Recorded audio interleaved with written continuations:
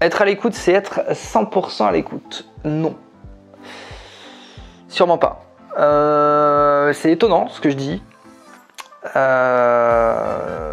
ça va pas plaire à tout le monde. Mais être à l'écoute, non. C'est pas du tout être 100% à l'écoute. C'est l'être à 90. Je m'explique.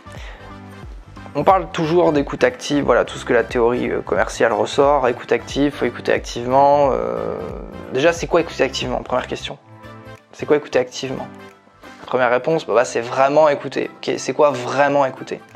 Est-ce que toi, là, t'écoutes vraiment ce que je suis en train de te dire? Si t'écoutes vraiment ce que je suis en train de te dire, c'est-à-dire que t'es en train de t'imaginer, mettre en place les choses dont je parle. Ça veut dire que t'as peut-être noté, t'as pris un stylo.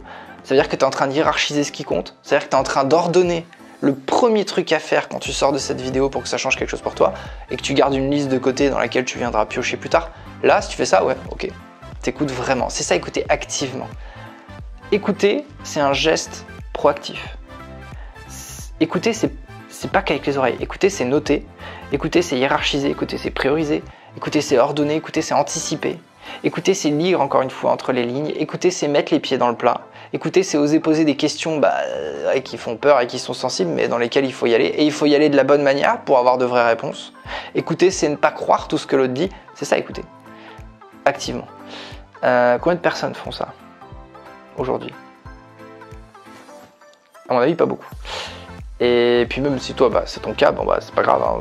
L'idée, c'est de se marrer de ce truc et de se dire, ok, bon, allez, on y va, j'apprends ça, parce qu'une fois que tu sais faire ça, ça change la vie, quoi. Et encore une fois, c'est un entraînement continu, mais il y a quand même des étapes, une fois que tu les as verrouillées, c'est très compliqué, il faudrait faire exprès pour revenir en arrière, quoi. Donc non, être à l'écoute, c'est certainement pas être 100% à l'écoute. Je vais même te donner une image très intéressante. Pour moi, un très bon vendeur, une très bonne écoute active, c'est 90% d'écoute. D'accord, donc dont le principal, en gros, voilà, on va dire, je fais simple, tu t'écoutes ce qu'il te dit, et c'est de comprendre pourquoi il te dit les choses surtout, c'est d'aller derrière en fait ce qu'il dit. Et les 10 derniers pourcents, ça paraît un peu fou, mais c'est la voix que tu as à l'intérieur de toi. C'est la discussion que tu as entre toi et ton cerveau, ou toi et toi-même. C'est la petite voix que tu as à l'intérieur de toi. C'est pour ça qu'en fait, dans un échange vente, ça paraît un peu bizarre à dire comme ça, mais ça change tout. Quand on est deux dans un échange de vente, en fait, on n'est pas deux, on est trois. Il y a lui, il y a moi, et il y a ma voix intérieure. Et en fait, ta voix intérieure, elle te permet de prendre du recul sur ce que le mec dit. C'est la voix dans laquelle, pendant qu'il te parle, au lieu d'être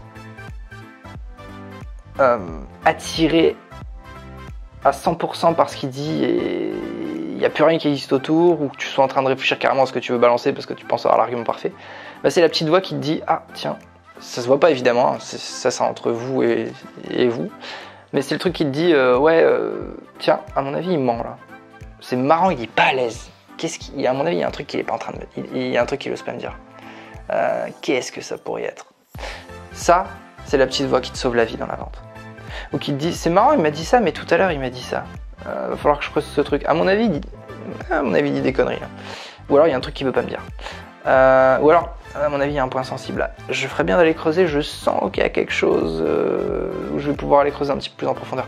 Ça, cette voix-là, c'est en fait le recul qu'il faut avoir, le recul nécessaire pour pouvoir écouter activement. Et en fait, l'écoute active, c'est ça.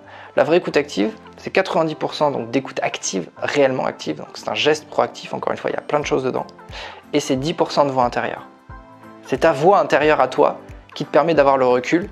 Un peu comme si tu sortais, c'est un peu ça, hein, un peu comme si tu sortais de toi-même, et qu'au moment où le mec te parle, t'es le recul nécessaire qui te fait dire je suis en train de rater un truc là, ou alors peut-être je l'ai perdu, ou alors attends, ça marche bien là ce truc là, apparemment ça a l'air de lui plaire, c'est incroyable, il s'est redressé, il parle avec une autre voix, enfin je vois que ses yeux qui brillent, incroyable, ok, je le note, c'est ça, écoutez activement, avec cette voix intérieure. Donc c'est ce dialogue entre vous et votre voix intérieure et la personne. Donc en fait, dans un échange, normalement, un vrai bon échange où on écoute vraiment, quand il y a deux personnes, en fait, il y en a trois.